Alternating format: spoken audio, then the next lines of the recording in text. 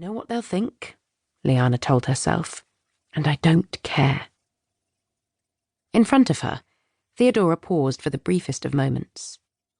Liana could see her mother's shoulders rise as she took in a deep breath, and despite herself, Liana felt the blood pounding in her temples. I don't care.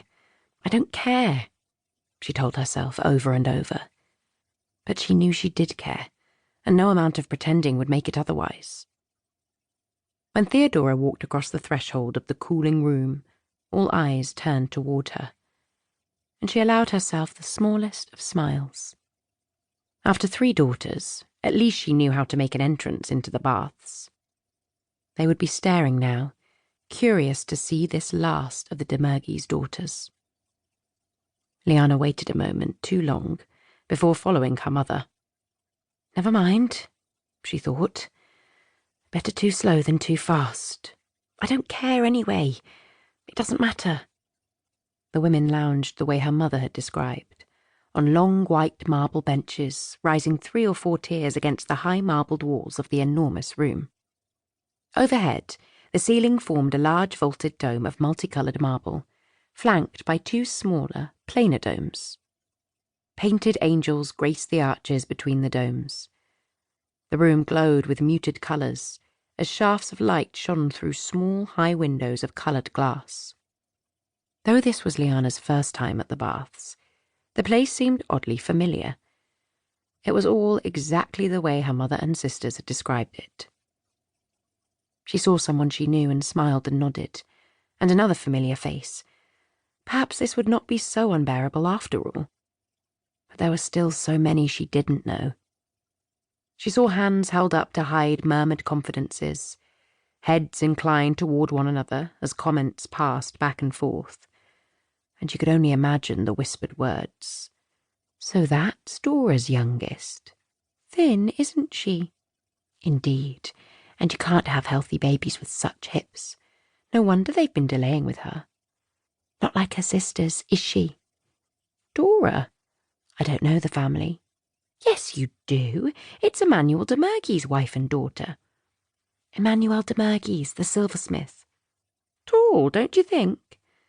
Her father's tall, what do you expect? Pity she doesn't take after her mother. The marble floors and walls seemed to echo with whispered comments made behind cupped hands, with sudden, muffled titters. Perversely, Liana wondered what they would do if she laughed out loud, or made an ugly face.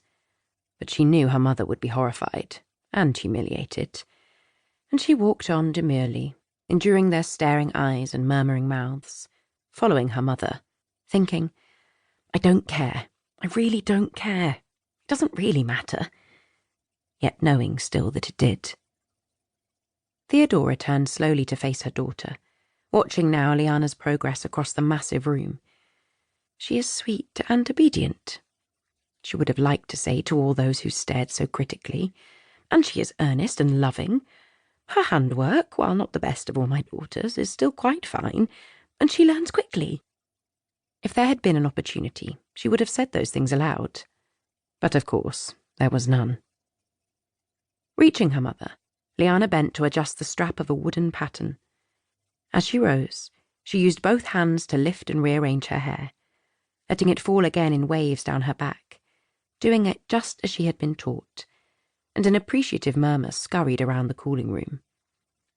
Theodora smiled again in satisfaction that the elegantly provocative movement had been noticed. You did beautifully, Theodora whispered, hoping no one else would hear. Beauty is a state of mind, Liana repeated to herself. How often had her mother told her that? As if it did any good. As if any of these women were thinking that. She wondered how many visitors would come in the next weeks, and a sudden thought occurred to her.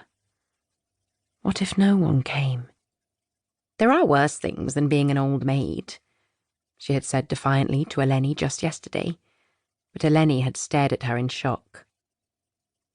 Well then, suppose there wasn't anything worse. You could still live through it, couldn't you? Chapter 2.